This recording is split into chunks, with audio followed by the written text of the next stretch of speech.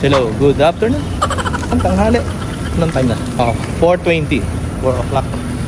Dito tayo, naglalakad tayo ngayon dito sa may kanal. Yan yung kanal, oh. Kapag high tide, ano yan? Puno yan. Parang katulad dun sa amin. Karugtong yan nung dun sa West Coast na kanal. Punta tayo ng Queensway. At nagkikrave tayo sa Django Laksa. Kaya tayo ng laksa ulit. O sige, babalik.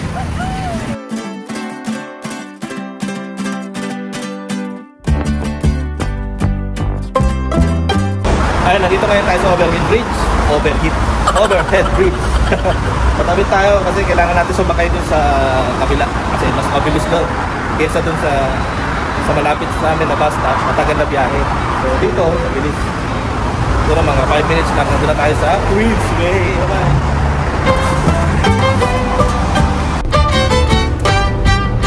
Ay, nasa tour bus. Nasa bus tayo. Kita-kita natin yung view ng city.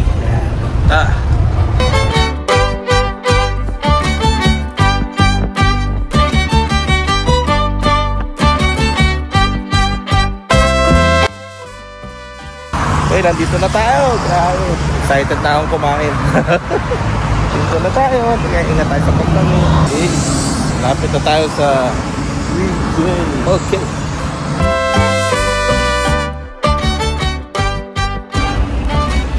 Wala tayong dalang cash. Sana pwede yung pwede mag-pay na o pay now.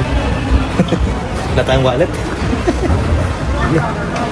Pumunta tayo dito sa gilid kasi ang daming tao. In-order natin is ice jelly, mochi, tsaka small laksa. Ayan, ito na. May mochi. Tapos yung drinks. Parang ano to yun? Parang... I give you first lunch. Thank you guys. Thank you. Okay, like, where are we? Parang tikoy. Parang sa tikoy. Ito tikoy. Pero nilagyan niya ng sugar tsaka peanut. Ito na yung laksa natin, no? Pamataya. Pamatay na laksa yan. Django laksa. Ayos. Sarap yan. Okay. Haluin natin. Actually, may vlog na ako dati nito eh. Kumakain ako nitong laksa. Inulit ko lang. Kasi nag-trip ako. Sarap yan. Okay. Kakaiba itong laksa na to. Kung nakatikman niyo yung ordinary laksa, ito kakaiba to. Makikita mo to sa Queensway. Pag natikman mo to, sabihin mo, sarap. Sarap. Unique. Yung mochi, parang tikoy ito eh. Parang tikoy. Pero nilagyan niya ng mani at saka sugar. Sarap. Ayos, nabusog tayo. Grabe. Ay, nako, yung stall na yan, alampat na yan dito. 20 years na ako dito. More than 20 years na rin siya dito sa Queensway, sa Conserva. Tayo niya, napakasarap ng kain. Sarap. So, ayun, tambay na naman tayo dito.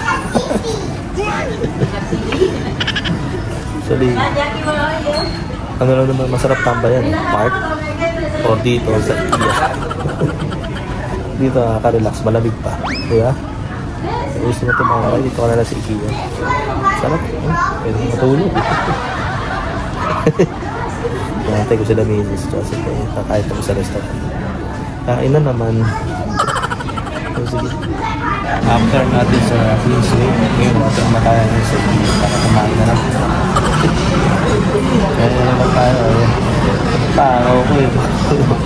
Nakantay ko sila kaya sa sila. Parating na sila. Ngayon hindi na. Sige, tayo. Kakapin mo na ako. Kakapin mo. Habang nag-aantay sa kanila.